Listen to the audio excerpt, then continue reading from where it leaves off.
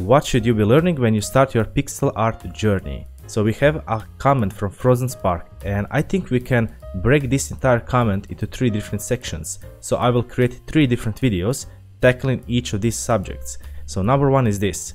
For me, the hardest part is getting over the initial bump of developing the fundamental skills necessary to create something decent.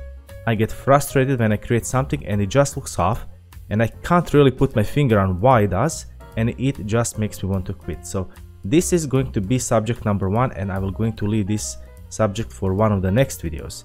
In this video, I want to talk about this. I would love a video listing the most important things we should learn at the beginning in order to create some basic pixel art that looks good.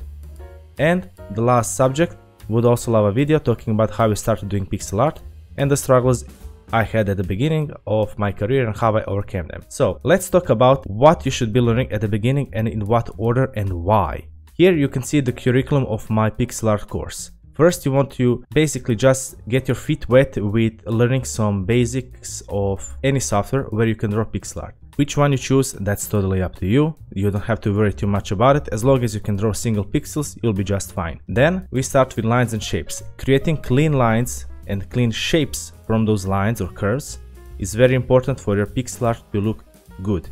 If you have inconsistencies in thickness in your lines with jaggies and doubles, it won't really look that good. After that comes the most important thing in my opinion, and this is also the hardest one to develop, and that would be shading. The most difficult part here is developing your sense of 3-dimensionality.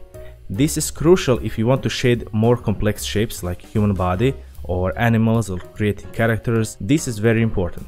You start with something simple like a cube or a sphere, and then you start to shade it in different ways with different light conditions. This will help you develop a sense of 3-dimensionality, how light would influence different objects in space. Because if you try to break down the entire world that you can see into basic shapes, these are the ones that you can simplify them into: cube, sphere, cylinder, cone, and pyramid. Once you have these basics in place, then you can pretty much draw anything.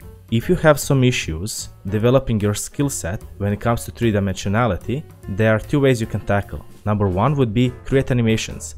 So take a cube, draw it, and draw an animation on how you can rotate the cube and keep the lighting consistent. So pick a spot for your light source, rotate the cube in the animation with the consistent lighting, and that will help you develop the skills. Another way you can do it is use a website called Drawbox. As it says here, this approach is tough and it involves a lot of hard work, and this is exactly it. When you're trying to develop fundamental skills, which are the basics, this is really difficult because it requires your brain to function in a different way than up until this point.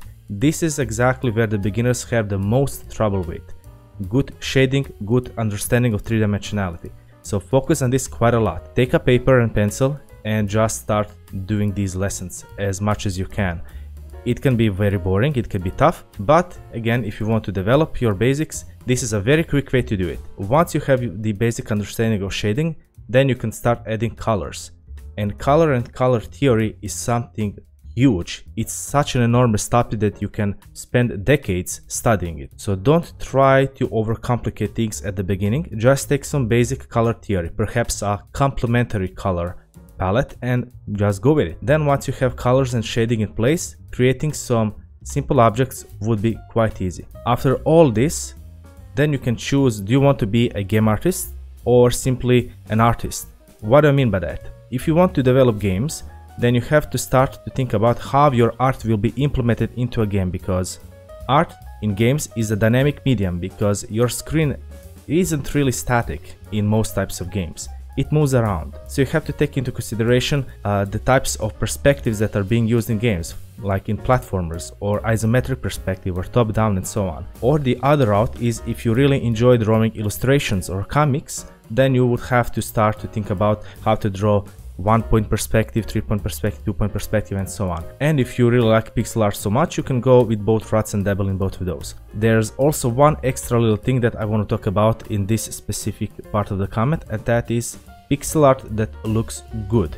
Now this is very subjective because people prefer different types of styles. Some people like a more muted tones like painterly style, some people like really saturated colors. This one is going to be very subjective.